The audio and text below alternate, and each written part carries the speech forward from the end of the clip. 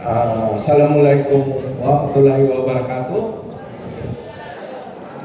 Sa inyong lahat, sa lahat po ng mga kasamahan ko na nakaupo sa presidential table, isang malaking karangalan po na ako ay maanyayahan sa araw na to na magiging witness ng pagtatapos nitong mga nagkikisigang mga graduates, no, dito sa Cadiz. Ang araw na to, actually po, ay tawag namin dito ay Sabado de Gloria.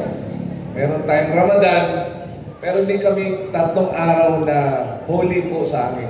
Isa itong araw na to. Pero nandito po ako, hindi ba upang pag-usapan ang pagkakaiba ng ating pananiniwala. Nandito po ako bilang ama ng bayan ng Calamansig, na wala po akong pinipili na dapat kong pagsilbihan ang lahat ng pantay-pantay.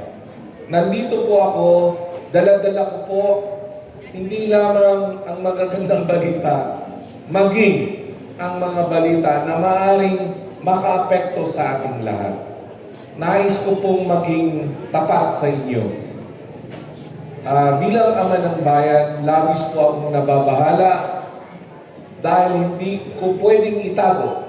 Hindi ko pwedeng i-deny, hindi ko pwedeng sabihin na tulad ng sinasabi nila, normal pa ang Pilipinas. Hindi na po normal.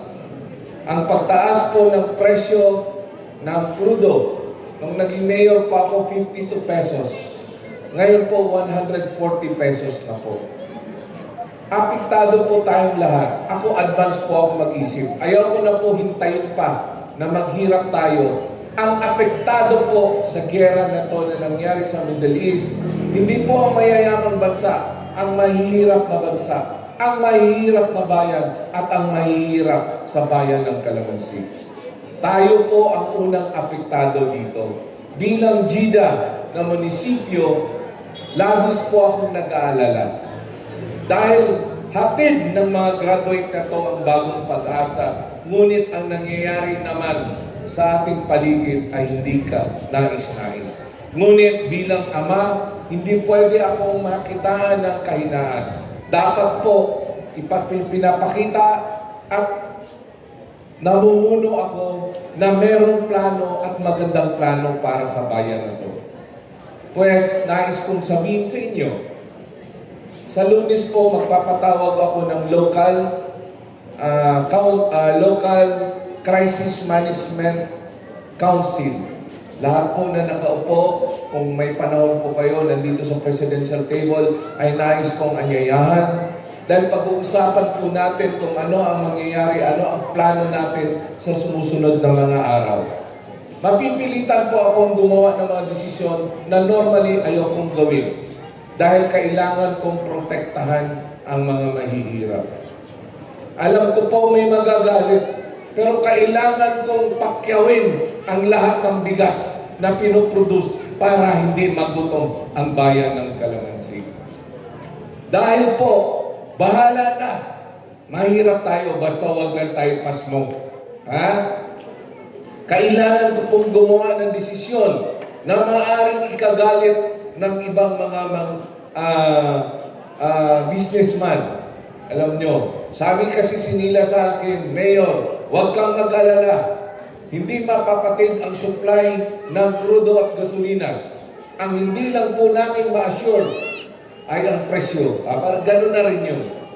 No? So kailangan po hindi matigil ang serbisyo ng ambulansya, ang serbisyo ng ating local government, dapat tuloy-tuloy po. Kaya kailangan kong kausapin ng lahat. Kailangan ko ang tulong ninyong lahat. Ito ang panahon na dapat isang tabi natin ang ating pagkakaiba. Ito ang panahon na dapat tayo ay magsama-sama. Hindi ito ang panahon na nag-aaway tayo, sino ang may ayuda, sino ang walang ayuda. No? Dahil lahat po tayo apektado ngayon. Nakikiusap po ako bilang ama ng bayan. Sama-sama po natin harapin at lampasan ang mga problema nito. Alam ko po, malakas po ako ang loob ko na sa tulong ni Allah, habang iklas po ang aking naisin, wala pong pwedeng makakapigil sa atin. Kung ako po tahimik lang ngayon, di po ako pumapatol ng mga yan. Dahil ako po ay well advised. I may not be an Islam in belief, but I am a friend of Islam. Pinag-aaralan ko po yan.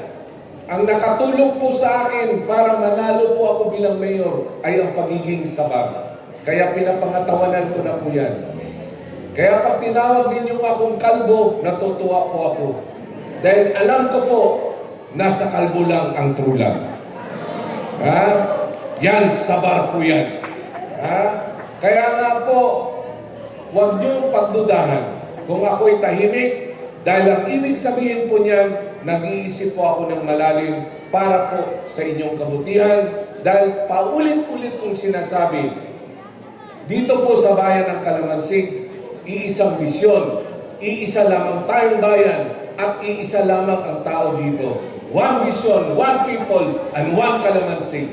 Mahal na mahal ko po kayong lahat, at nasa kalbo lang po ang trulang.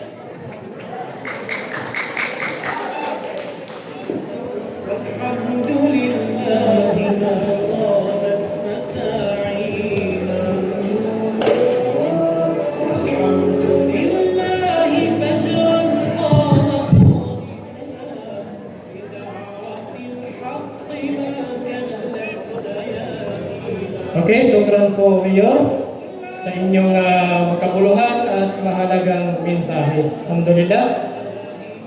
Okay. At ngayon naman po ay ialay natin sa ating Mayor ang isang certificate of appreciation.